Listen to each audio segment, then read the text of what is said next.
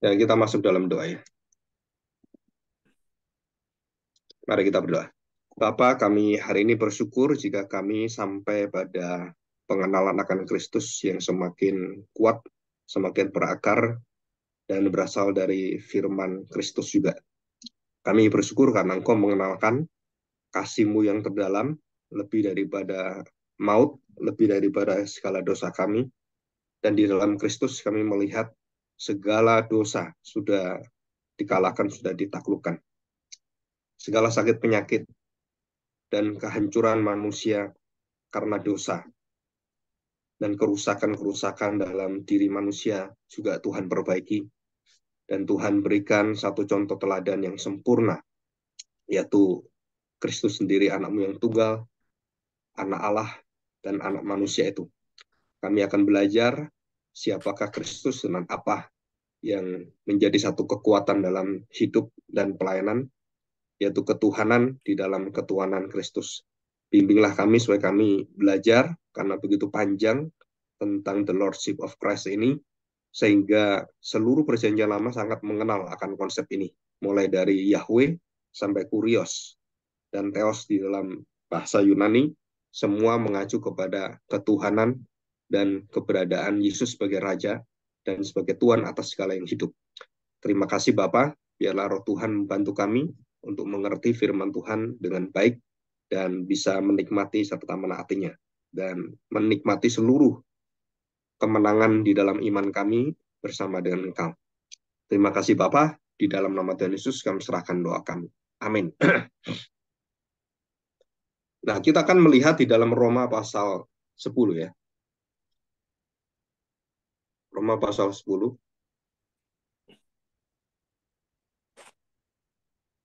Roma pasal 10. Nah, ini temanya itu sebenarnya dari pasal yang ke-9 ya. Ini sambungannya, keselamatan bangsa-bangsa lain dan kesesatan bangsa Israel. Nah, salah satu kesesatan bangsa Israel itu adalah kemesiasan yang berkaitan dengan dia adalah raja yang tidak bisa ditolak oleh siapapun. Dan itu yang dinanti-nantikan oleh nabi-nabi ya, dan seluruh dari para raja-raja dan imam-imam yang melakukan ritual, baik imam besar setiap tahun sekali ataupun setiap sabat, setiap minggu.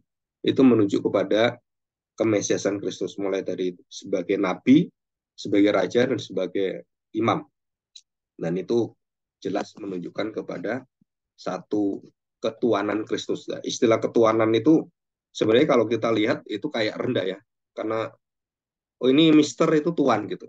Padahal tuan ini artinya sebenarnya bukan tuan, lordship itu bukan artinya tuan tanah, tuan nama orang, tapi itu adalah yang menguasai, yang mengontrol segala sesuatu.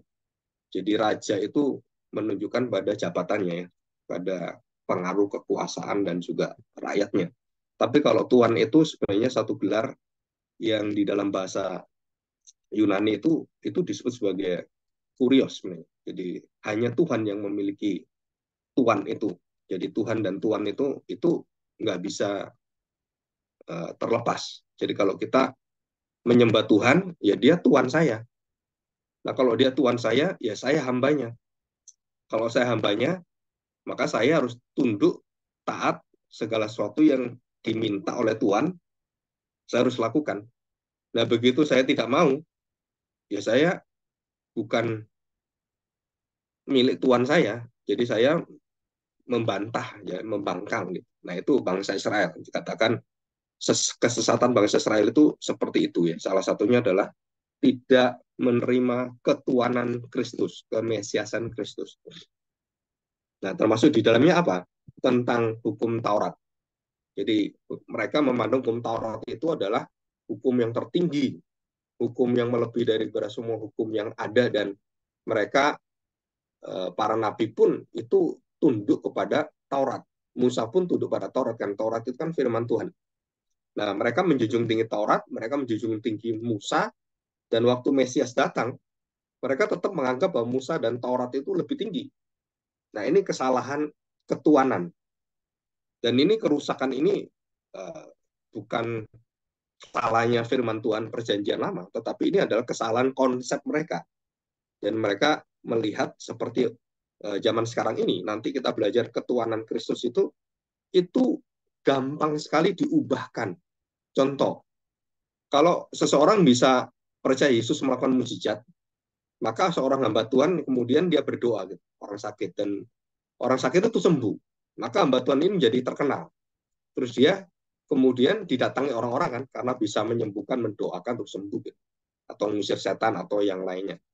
Nah, di situ kita lihat ketuhanan Kristus itu beralih nggak, bergeser nggak, atau digantikan nggak.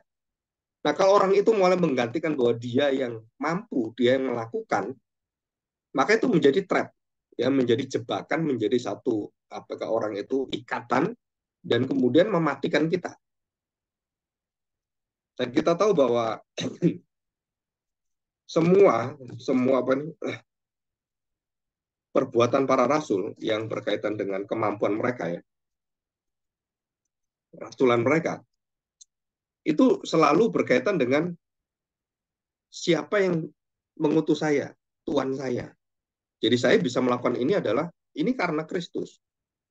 Dan banyak orang-orang yang melakukan nanti itu masuk dalam trap bermacam-macam, ya. Jadi trap itu trap doa, ada trap tentang aturan-aturan legalisme dari satu gereja, atau karena ajaran-ajaran yang dilakukan oleh pemimpin-pemimpin gereja yang mempunyai pengaruh besar, orang-orang besar seperti itu.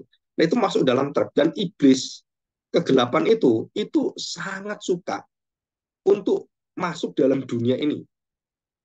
Kenapa? Kalau dunia yang gelap itu jelas bedanya kan. Tapi kalau sebagai malaikat terang itu susah dideteksi, dan jemaat itu diminta oleh Paulus untuk mendeteksi ini dengan apa? Dengan kekuatan belajar, mempelajari firman Tuhan itu setiap hari. Kalau kita nggak lakukan, itu kita susah sekali mendeteksi itu. Dan itu bukan cuma satu dua kali, ya, itu merupakan satu uh, makanan kita dan kehidupan kita. Jadi kita merasakan sangat beda sekali hal-hal itu yang berkaitan dengan orang yang melayani itu meninggikan diri untuk dirinya sendiri, dengan orang melayani untuk memuliakan Tuhan, menyangkali diri. Jadi semua pelayanan Kristen itu sebenarnya kan penyangkalan diri. Hidup kita itu adalah meninggikan Tuhan, dan kita harus tahu kita selalu di belakang dan dia selalu di depan, kita selalu berada setelah itu. Dan bukan kita yang dikedepankan, kita yang berada yang di belakang. Jadi dia semakin bertambah-tambah, kita semakin berkurang. Itu prinsip prinsip daripada pelayanan Kristen, hidup orang Kristen. Tetapi kenyataannya kita nggak seperti itu. Kenapa? Karena tadi itu. Jadi ada trap-trap yang kemudian kita merasakan bahwa wah, kita ini bisa doa loh, kita punya kemampuan loh. Kenapa? Karena saya ini kan anak kerajaan, anak Allah, dan saya sudah diberkati, dan tidak boleh ada penyakit dalam hidup saya, tidak boleh ada kesusahan dalam hidup saya, dan hidup saya harus lancar. Karena yang dinamakan bersama dengan Tuhan kan berarti kan dia mendapatkan perlindungan dari Tuhan, penjagaan dari Tuhan. Nah, itu akhirnya jadi trap. Ya, apakah orang Kristen semua itu hidup lancar? Apakah orang Kristen kemudian hidupnya itu enak semuanya? Nah, itu trap. Yaitu trap. Dan itu yang disukai oleh orang-orang pada masa kini adalah masuk dalam trap-trap seperti itu, ya, jebakan-jebakan yang sangat mematikan. Oke, kita lihat ini, ya. Di dalam Roma 10 ayat 1. Ini trapnya bagi orang Israel itu adalah hukum Taurat, termasuk Musa, ya. Dan di dalamnya juga Abraham. Jadi mereka lebih percaya Abraham, lebih percaya kepada Musa, lebih percaya pada hukum Taurat, sunat, daripada percaya kepada Kristus Mesias yang menciptakan semuanya. Yang memberikan hukum Taurat, ya Yesus sendiri kan. Yang memanggil Abraham, ya Yesus sendiri. Yang memanggil Musa, ya Yesus sendiri. Ya dia sebagai Tuhan, dia sebagai pemilik, penguasa, dan pengatur segala-galanya. Oke, kita lihat, saudara-saudara, ayat 1, ya, Roma 10 ayat 1. Saudara-saudara, keinginan hatiku dan doaku kepada Tuhan ialah supaya mereka diselamatkan. Paulus punya hati semua jemaat itu supaya diselamatkan, dan dia memberitahukan apa sih yang menjadi kekuatan jemaat di Roma. Injil kerajaan Allah, Injil Yesus Kristus itu tidak boleh diganti. tidak boleh diubahkan, tidak boleh ditambahkan, dikurangi, nggak boleh. Nah, itu sudah satu paten yang dia beritakan dan semua rasul beritakan. Ayat kedua, sebab aku dapat memberi kesaksian tentang mereka bahwa mereka sungguh-sungguh giat untuk Allah, tetapi tanpa pengertian yang benar. Jadi orang-orang Yahudi Kristen ini yang giatnya luar biasa dalam keagamaan, terus kesetiaannya pada hukum Taurat itu bagus, semangatnya luar biasa dalam agamanya, sembayangnya, terus kemudian berpuasanya, wah itu luar biasa. Tapi ada tapinya apa? Tanpa pengertian, tanpa tahu siapa tuannya. Jadi mereka itu tuannya siapa? Ya manusia, ahli Taurat, orang-orang Farisi, orang-orang ahli Taurat itu, orang Farisi itu kan. Dan mereka itu menjadi tuan mereka dan mereka dicekokin oleh mereka. Jadi kalau kita lihat, kenapa sih pemuka-pemuka, pemimpin-pemimpin rohaniawan, agama-agama di sekeliling kita itu selalu memanfaatkan jemaatnya untuk kepentingan banyak hal politik, untuk kepentingan untuk mencari duit, untuk memeras orang, dan kemudian untuk melempari, untuk membenci agama lain. Nah, itu jebakan dari mereka. Kenapa? Karena mereka selalu biasanya dalam agama itu, dalam iman keagamaan itu ada yang dinamakan sebagai pengekor, pengikut lah istilahnya gitu.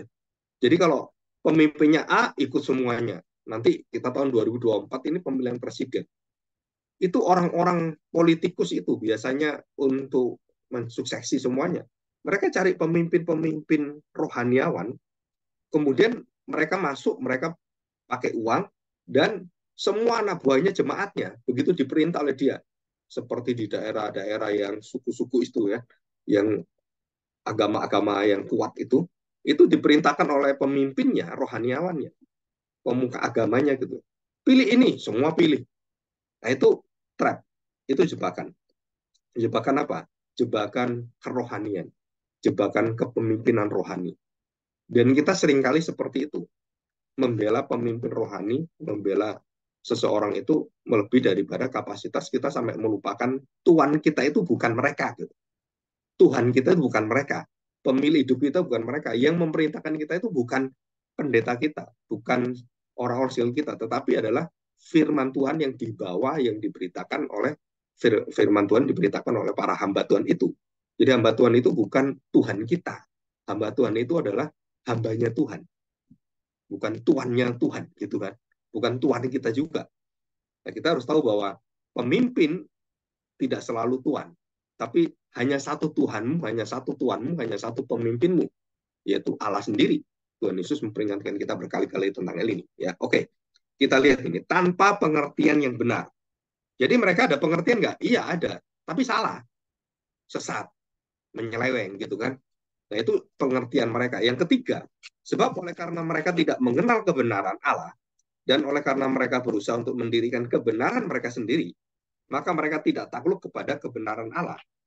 Jadi kita lihat pengertian salah itu apa? Mereka membangun kebenaran sendiri, membangun kebohongan, membangun dosa, membangun penolakan akan Mesias yang benar. Mereka mendirikan dan menciptakan kebenaran baru. Padahal itu bukan kebenaran, itu kebohongan. Jadi menggantikan kebenaran dengan kebenaran yang palsu. Menggantikan kebenaran dengan apa? Dengan kebenaran yang imitasi. Gitu. Dikatakan di sini, mereka mendirikan kebenaran mereka sendiri. Jadi ritual itu menjadi syarat mereka. Kalau nggak pakai ritual, nggak pakai baptis di Islam, kamu itu nggak masuk surga, gitu kan? Kalau kamu nggak ikut katekisasi, kalau kamu mau melakukan ini, itu menjadi persyaratan-persyaratan kamu selamat. Kamu bisa diberkati Tuhan karena ini, karena ini, karena ini, melakukan hal begitu kan. Dan banyak hal dalam kehidupan kita, ritual agama, dan apa ya norma-norma agama itu, aturan-aturan agama itu akhirnya menjadi satu ikatan dan melebihi daripada apa yang diajarkan dalam firman Tuhan. Kalau itu hanya simbol ya simbol selesai. Jangan ditambahkan lagi, jangan di apa ya ke orang itu dilegalkan gitu, ada di kekuatan hukumnya gitu. Padahal itu nggak ada. Ya kalau kita lihat. Kenapa? Percayalah dan kamu akan selamat. Apa buktinya, Pak? Percaya ditambah, oh kamu harus disunat. Percaya ditambah, kamu harus diselam baptisnya. Kamu harus dipercik. Kamu harus. Setelah itu nggak ada di Alkitab. Percaya cukup. Nah ini ayat ini nanti kita baca. Ya, oke, kita lihat ini. Ya, kita lihat ayat yang ke-7. Ya, ayat 7. Kita lihat ini. Siapakah yang akan turun ke jurang maut? Yaitu untuk membawa Kristus naik dari antara orang mati. Tetapi apakah katanya? Firman itu dekat kepada kamu. Ya, ini di dalam mulutmu. Di dalam hatimu. Itulah firman iman yang kami beritakan. Ayat 9. Sebab jika kamu mengaku dengan mulutmu bahwa Yesus adalah Tuhan dan percaya dalam hatimu bahwa Allah telah membangkitkan dia dari antara orang mati, maka kamu akan diselamatkan. Jadi kita lihat ini ya, ada tambahan yang lain nggak? Ada ritual yang lain nggak? Ada kegiatan nggak yang dipersyaratkan? Atau ada keseragaman nggak supaya orang Kristen itu diselamatkan? Karena apa? Harus ikut gereja ini, harus melakukan ritual ini. Ini cuma dikatakan apa?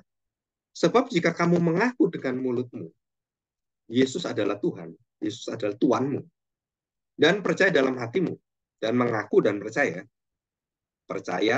dia ngaku. Kalau percaya nggak ngaku, ya nggak bisa.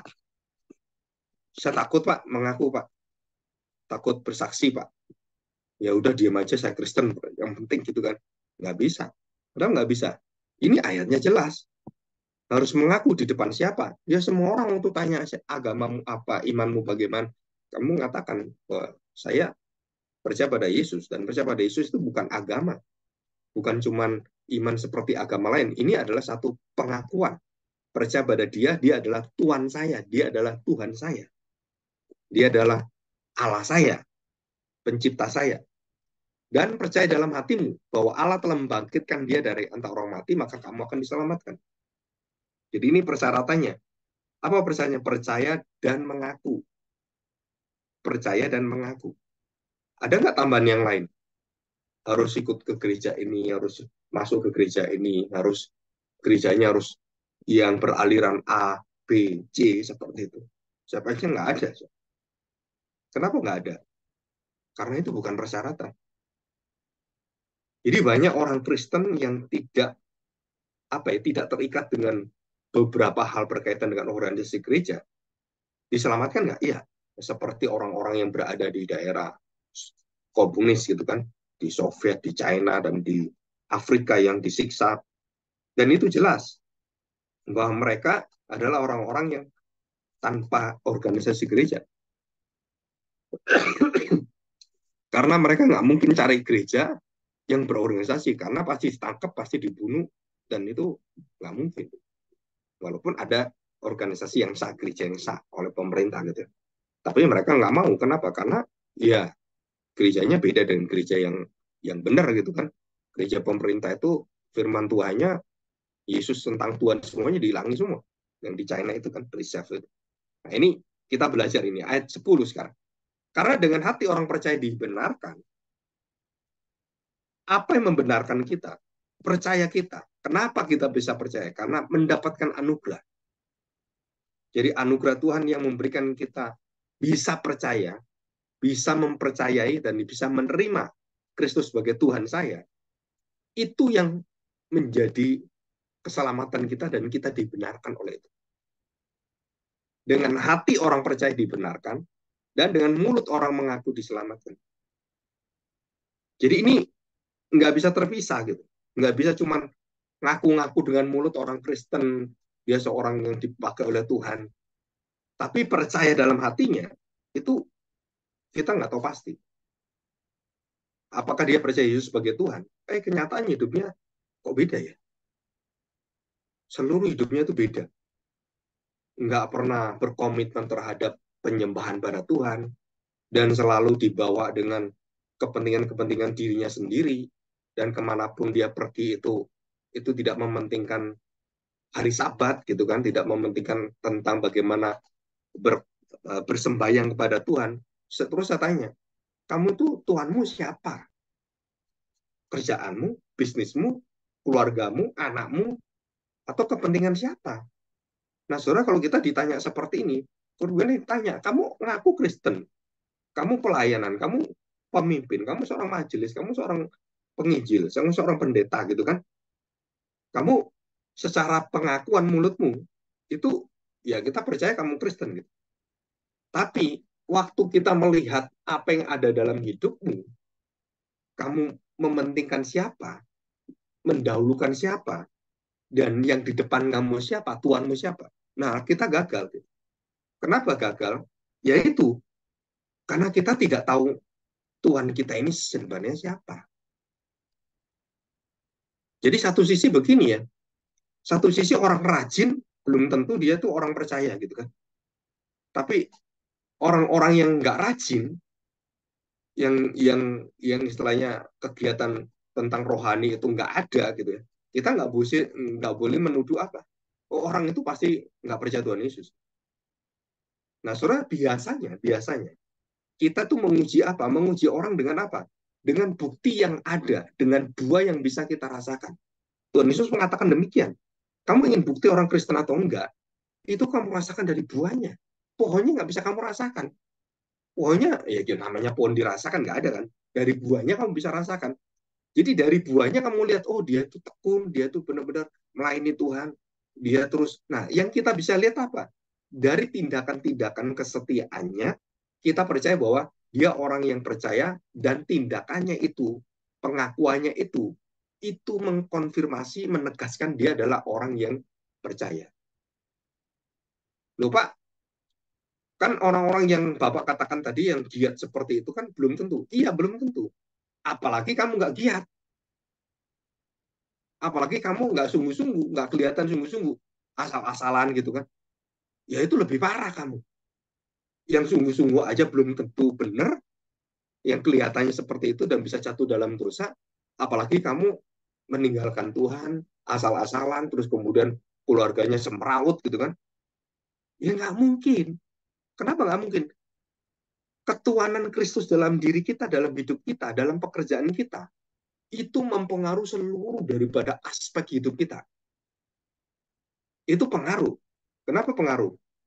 Nah, banyak orang tidak tahu, banyak orang tidak tahu bahwa kalau kita mengangkat Kristus di atas segala kepentingan kita, gitu kan?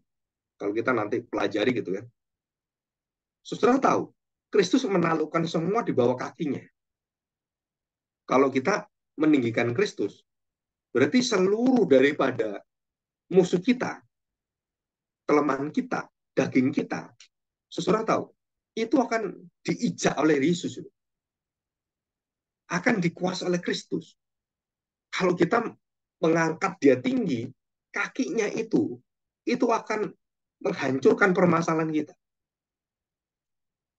Nah, masalahnya sekarang adalah kapan kita mengangkat dia tinggi setinggi-tingginya dan seluruh daripada permasalahan yang di bawah ini itu kemudian ditaklukkan di bawah kakinya. Coba kita baca Efesus pasal 1 ayat 22. Nah, perhatikan ya. Dan segala sesuatu telah diletakkan di bawah kaki Kristus. Dan dia telah diberikannya kepada jemaat sebagai kepala dari segala yang ada. Jadi artinya apa? Bukan hanya Yesus yang bisa menaklukkan itu. Tapi itu dijaminkan kepada kita kalau kita mengangkat dia lebih tinggi daripada segala apa yang ada di dunia ini. Bahkan yang bisa mencabut nyawa saya, yang bisa membunuh tubuh saya, yang tidak bisa membunuh jiwa saya. Dan kita berani mempertaruhkan itu. Saudara tahu, dikatakan dalam Alkitab, bahwa dia akan menaklukkan kematian, maut, dosa, dan kita akan diberikan kemenangan itu. Dan tidak setiap orang itu akan mati menjadi martir. Ya, nah setiap orang mati jadi martir. Para rasul sudah dinubuatkan seperti itu, dan semua rasul mati secara sahih.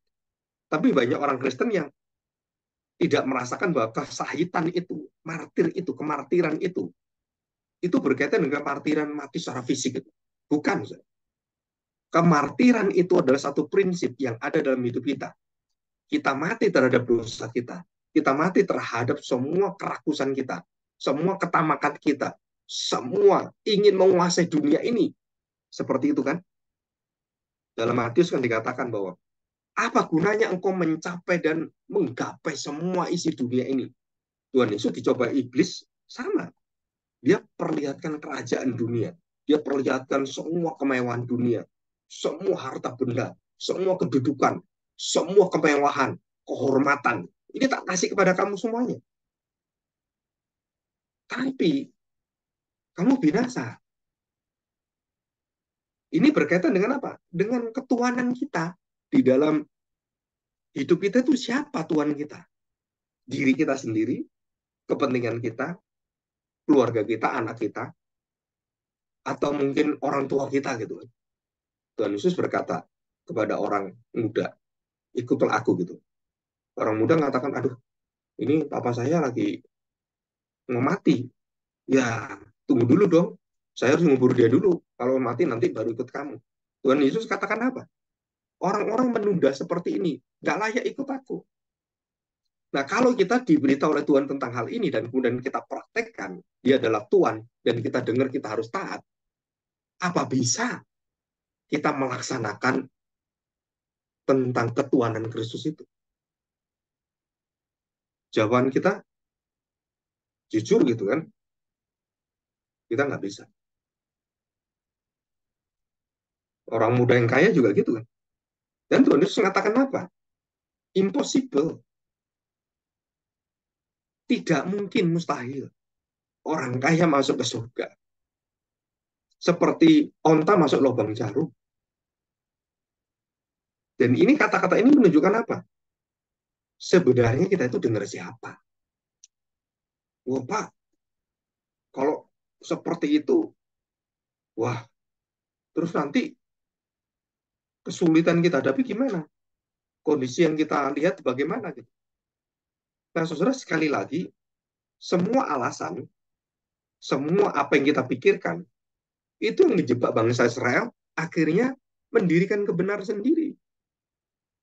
Dan kita membuat satu pengertian ketuhanan tentang Yesus itu di dalam pengertian kita sendiri.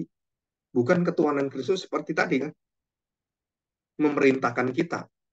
Kalau kamu menunda, kamu nggak layak. Kita seringkali menunda.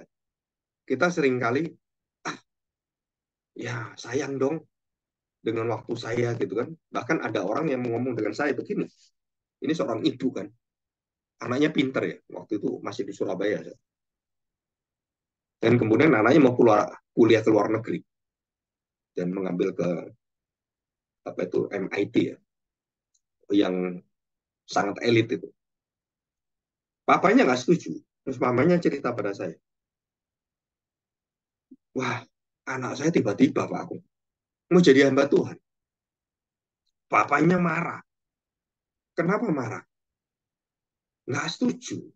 Karena dia punya perusahaan besar dan pindah anaknya meneruskan. Kemudian anak ini ya karena pinter, karena luar biasa dan nilainya itu selalu bagus, disekolahkan ke luar negeri. Sekolah yang paling elit, MIT itu. Dan apa yang terjadi? Anaknya kemudian dipanggil Tuhan, menjadi hamba Tuhan. Dan anaknya berkata pada orang tuanya dengan jujur, dia tidak mau melanjutkan ke MIT. Dia mau melanjutkan ke sekolah teologi. Dan apa yang terjadi? Bapaknya nggak setuju. Waktu papanya nggak setuju, papanya apa ya, memboikot gitu, memboikot dan mengatakan, pokoknya kalau kamu mau seperti itu, papa nggak dukung apapun, kamu cari sendiri. Terus mamanya tanya saya, dan saya beritahukan, biasanya anak yang baik, anak yang berbakti pada orang tua, dia itu akan menunggu sampai hati orang tuanya itu diberi kelembutan oleh Tuhan, dan dia harus harus harus menerima itu, ya. dan tidak boleh dalam arti itu memaksakan gitu kan. Dan kita harus ada waktu dari panggilan itu. Apakah benar dia panggilan, dan itu harus dicek semua. Tapi setelah lewat berapa bulan, anak ini kemudian tambah yakin dia. Terus kemudian dia berdoa pada Tuhan. Bagaimana ya? Satu sisi setelah ngobrol-ngobrol, saya beritahu, ya lebih baik kamu cari jalan yang terbaik. Mungkin ada jalan tengah. Mungkin jadi kamu tetap sekolah Alkitab, tapi kan tetap bisa kuliah di luar negeri, bisa seperti itu. Coba kamu cari seperti itu. Terus akhirnya dia ngomong papanya, ya, oke, dia ngomong, saya usahakan saya tetap masuk ke MIT. Nah, saudara, apa yang terjadi setelah dia masuk ke MIT dan dia berada di sana? Panggilan Tuhan itu semakin kuat, semakin kuat. Dan dia heran, kenapa ya saya panggilan di sini semakin kuat? Kok tambah apa ya? Tambah kepingin sekolah teologi, ya tambah pingin pindah gitu. Dia konsultasi dengan profesornya, dan profesornya pas profesor itu adalah orang sangat baik, ya, sangat sangat Kristen, sangat tahu tentang mengikuti Yesus gitu. Langsung dia kasih rekomendasi sekolah di mana ada sekolah Alkitab, sekolah teologi, yang juga di situ ada teknologinya. Dan dia kemudian rekomendasi dia ke mana nih, ke Yale University. Dan di situ ada sekolah teologi, ada teknologinya. Coba kamu pindah aja ke sana. Akhirnya dia pindah ke sana. Ya, dia pindah ke sana. Dan waktu dia pindah ke sana, dan dia sudah mengambil dan selesai semua, nggak tahu ceritanya gimana, pokoknya selesai, dan dia sekolah Alkitab. Nah, saudara, waktu dia sampai ke sekolahnya gitu kan, apakah itu berhenti? Nggak berhenti, dan dia terus. Dan akhirnya ada jalan keluar, dan dia tidak menabrak orang tua, dia bisa tetap sekolah teologi dengan baik, dan dia tetap bisa sekolah sains dengan baik. Dan itu bisa ditempuh bersama-sama. Jadi, dia tahu siapa Tuhannya.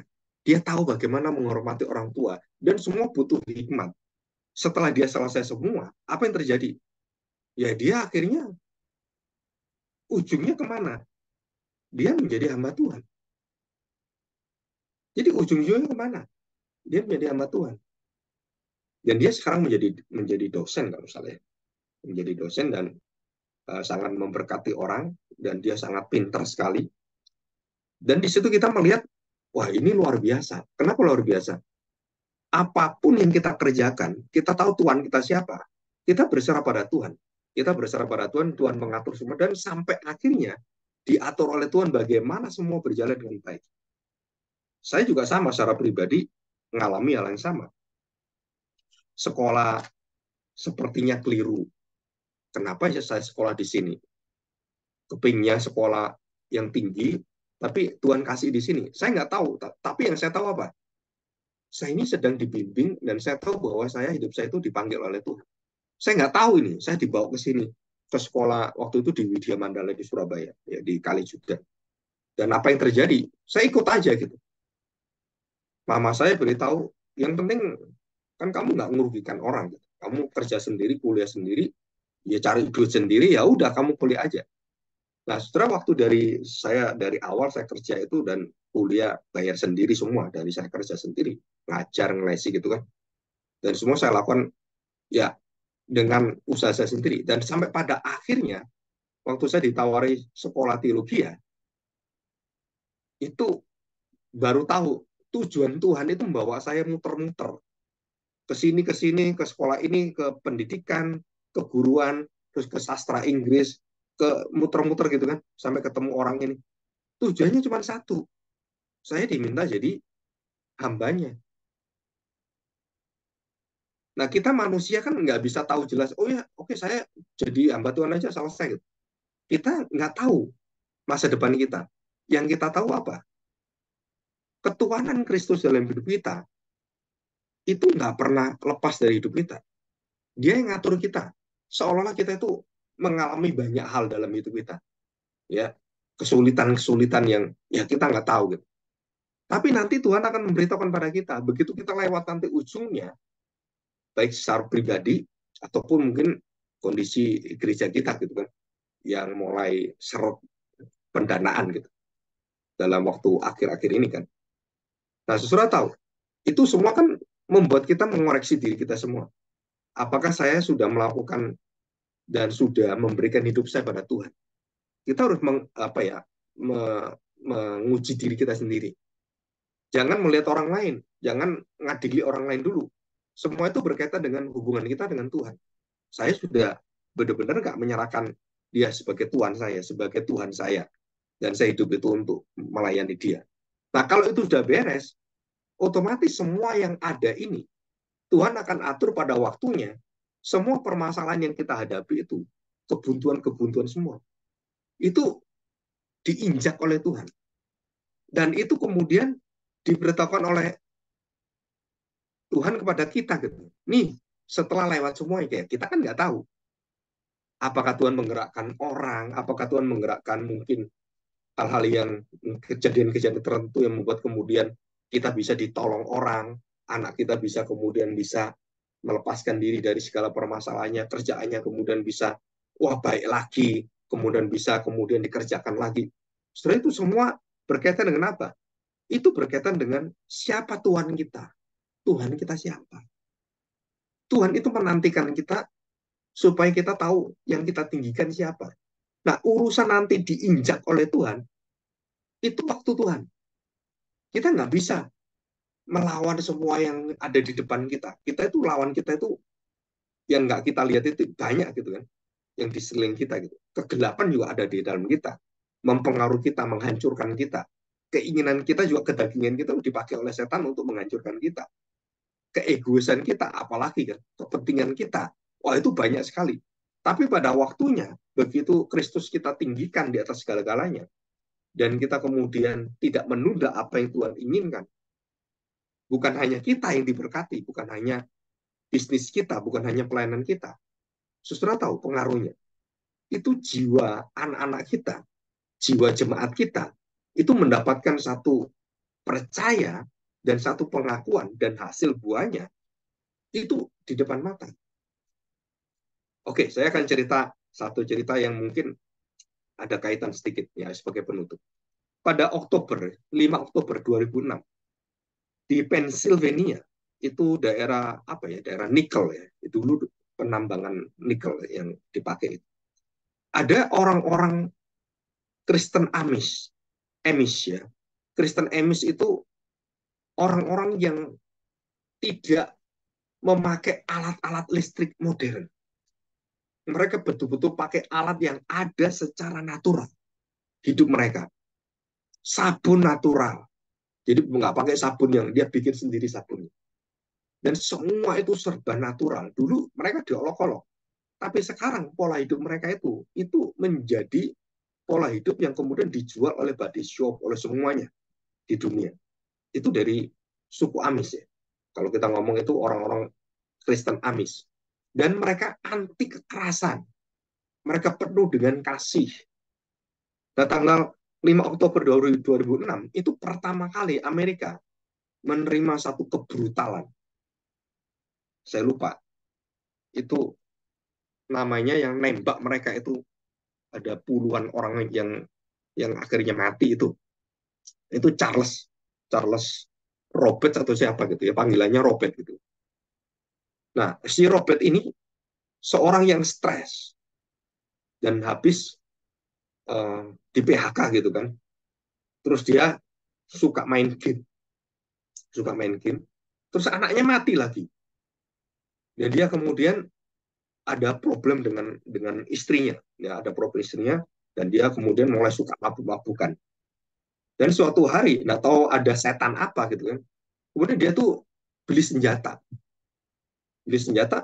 dia tuh iri dengan orang-orang Amis. Kenapa ya mereka kok bagus, keluarga mereka bagus gitu. Wah, mereka nggak terima dan mereka si Robert ini tanya pada Tuhan. Dia juga orang Kristen yang rada gila gitu. Dia tanya dan dia tidak percaya pada Tuhan. Kenapa? Kenapa kamu ambil anak saya? Kenapa kamu hancurkan seluruh daripada hidup saya? Saya nggak percaya kamu lagi. Nah, sebagai buktinya apa? Dia beli senjata, beli sniper, apa itu yang tembak ini, tembak pelari panjang. Terus ada dua belati, dua pisau, dia taruh di sini. Jadi kayak Rambo gitulah. Terus dia masuk ke sekolah Amis. Ada puluhan orang di sana, ada guru semua di sana. Ya mungkin ratusan orang juga, kelas-kelas itu kan banyak. Dan mereka datang ke sana, anak si Robert datang ke sana, dan dia kemudian masuk ke kelas, salah satu kelas itu. Dan dia menembakkan senapan itu. Dan menawan semua orang itu. Dan dia ini menunjukkan, dan dia marah pada Tuhan. Aku ingin menunjukkan, aku ingin melawan engkau. Nah, saudara, kemudian semua orang dikumpulkan, dan tahu diikat atau gimana saya lupa ya. Terus semua ditembak semua satu persatu. Seorang gadis waktu itu ya masih kakak adik yang salah. Yang tua ini tiba-tiba berdiri. Dia kaget. Kenapa kamu berdiri? Saya mau tembak kamu. Dia berdiri dan dia maju ke depan. Nggak takut sama sekali. Kamu nggak takut gitu? Enggak. Heran ini orang. Robert ini, Charles Robert ini. Kamu nggak takut? Ya dia mulai bingung kan? Kenapa kamu berdiri? Tembak saya. Tembak saya sampai sepuasmu. Dan tinggalkan mereka semua. Kalau kamu ingin melampiaskan marahmu pada Tuhan, kamu marah-marah pada Tuhan kan, dia sambil ngomel-ngomel pada Tuhan, dan dia kutuk-kutuk Tuhan. Gitu. Terus tembak saya. Nah, saudara, dia pakai senjata itu kan, senjata panjang itu kan. Nah, dia mau tembak, dia ambil senjata yang kecil. Wah, kepanjangan ini dia tembak gitu. Oke, tembak saya. Sampai pelurumu habis semuanya. Kamu tembak saya. Terus tiba-tiba, sebelum si ini mau nembak gitu kan, adiknya maju ke depan. Lebih maju dari kakaknya. Dan mengatakan, waktu dia maju ke depan, adiknya mengatakan, udahlah, katanya. Aku aku dulu, karena aku adiknya. Terus dia cerita, adiknya cerita. Ya beritahu pada ini. Kalau kakak saya, itu dia bisa ngajar orang-orang itu. Dia sering mau apa ya, jadi guru gitu kan, jadi asisten guru itu. Kalau saya kan, ya belum mengerti apa-apa. Dia bisa tolong orang banyak. Udah tembak saya dulu. Nah, saudara tahu, Charles Robert ini waktu nembak itu bingung dia. Mau nembak ini, orang ini maju ke depan. Dan memberikan dirinya, dadanya untuk ditembak. Tembak saya. Nah, dia maju ke depan, adiknya ini kan. Terus dia mau tembak adiknya gini. Karena dia bingung, karena dia marah, dia kemudian ke belakang kan, ke belakang. Dia marah pada Tuhan, dia nggak tahan dengan kekuatan kasih itu, kekuatan pengorbanan itu. Akhirnya dia ambil pistol yang besar itu, yang senapan otomatis itu, dia tembak semua. Semua mati. Jadi puluhan orang itu tembak oleh dia. Saudara tahu, dua orang di depan ini, karena dia berdiri dan waktu ditembak itu, dia menutupi orang-orang di belakang. Jadi ada sekitar 8 orang atau 7 orang. Itu selamat. Selamat kenapa? Karena tertutup dengan badan dua orang ini. Nah, saudara, singkat cerita, polisi datang kemudian nangkep orang ini, dan orang ini karena tidak tahan melihat kekuatan kasih itu, waktu ditangkap polisi sebelum dia dimasukkan ke dalam mobil tahanan, dia tembak kepalanya sendiri. Dar, mati dia. Akhirnya selesai. Siapa yang diadili? Nggak ada. Apakah cerita ini berhenti di situ? Jawabannya tidak. Orang-orang Amis ini, orang tua ini semua yang anaknya mati, ada nggak tahu belasan orang mati itu mendatangi keluarga ini, keluarga Charles Robbins, istrinya dan anaknya. Dan apa yang terjadi? istri dan anaknya itu mereka pelihara. Waduh, saya kalau jadi orang Kristen gitu kan, waduh malunya luar biasa. Kita ini egoisnya luar biasa. Self-nya itu terlalu tinggi. Tapi begitu melihat orang amis, orang yang direndahkan, orang kuper gitu kan. Tapi kekuatan kasih mereka, kekuatan perhatian mereka, hidup mereka itu mengasihi sesamanya itu melampaui batas yang kita lihat. Apakah kekristenan kita ini, Yesus menjadi Tuhan kita itu hanya berhenti pada kepentingan saya? Yang tadi saya katakan kan, kita disuruh komitmen satu hal saja, sulitnya luar biasa. Saudara, apalagi saudara punya hati seperti orang amis. Saya pikir masih jauh gitu. Dan itu memukul seluruh bangsa Amerika. Bahkan dunia pun itu tercengang dengan kekuatan orang amis ini. Kristen amis ini. Yang hidupnya sederhana, yang tidak neko-neko, tidak memakai apapun, dia irit yang luar biasa, dan bajunya seperti baju yang ya seperti itu, yang warnanya hitam-hitam yang seperti itu. Tetapi nilai mereka, iman mereka, percaya mereka itu, wah, itu bersinar luar biasa. Sedangkan kita di gereja yang besar, yang ngomong gereja yang berhasil, gelap semua. Apa kita cari gereja seperti itu, iman seperti itu?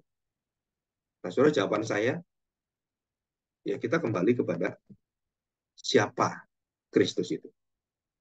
Tuhan kita, Tuhan kita, dan bagaimana kita memberikan penghormatan tertinggi. Bukan penghinaan yang rendah. Seperti Charles Robert ini. Saudara, itu menggoncangkan semua. Iman Kristen itu sebenarnya iman yang melampaui moralitas. Iman yang melampaui daripada norma-norma yang ada.